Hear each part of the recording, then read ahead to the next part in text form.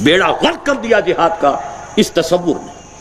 مسلمان جب جنگ کرے جہاد فی سبیل اللہ ہے، چاہے بدماش ہو، فاسق ہو، فاجر ہو، اللہ کا باغی ہو، صرف زیادہ بڑے محل بنانے کے لیے وہ جنگ کر رہا ہو، اپنی حکومت کو وسعت دینے کے لیے جنگ کر رہا ہو، وہ جہاد فی سبیل اللہ ہو رہا ہے۔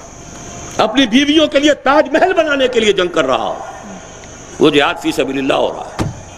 اپنی حکومتوں کی توسیع کرو، اپنی رعیت جو ہے زیادہ ہو، زیادہ لگان آئے، زیادہ جو ہے وہ آپ کے لیے ریونیوز ہو، زیادہ بڑے محل بنے، زیادہ بڑے ٹھاٹ باٹ جمے، اور چونکہ آپ مسلمان ہیں لہذا یہ جہاد فی سبیل اللہ ہے۔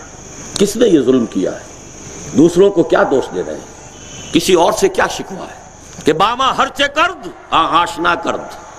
اس جہاد فی سبیل اللہ کی شرط واحد، شرط لازم یہ ہے کہ اس میں سوائے اس مقصد کے کوئی مقصد شامل نہ ہو، لِتَكُونَ كَلِمَةُ اللَّهِ هِيَ الْعُلْيَا۔ حدیث نبوی ہے کہ حضور سے پوچھا گیا، حضور کوئی شخص جنگ میں جا رہا ہے مال غنیمت کی طلب میں، کوئی جاتا ہے حمیت کی وجہ سے کہ حضور نے کوئی مہم بھیجی ہے کسی ایسے قبیلے کے خلاف جس سے اس کی پرانی خاندانی کوئی رقابت یا رنجش چلی آ رہی ہے، تو اب بڑے شوق سے جا رہے ہیں، اب ملے گا، آج موقع ملے گا۔ کوئی اپنی شجاعت کے اظہار کے لیے جنگ کرتا ہے، کون ہے فی سبیل اللہ؟ آپ نے فرمایا کوئی نہیں، صرف وہ شخص جو اس لیے جنگ کرے لِتَكُونَ كَلِمَةُ اللَّهِ هِيَ الْعُلْيَا، اللہ کی بات سب سے اونچی ہو جائے، خلافت کا نظام قائم ہو جائے، اللہ کی حکومت قائم ہو جائے۔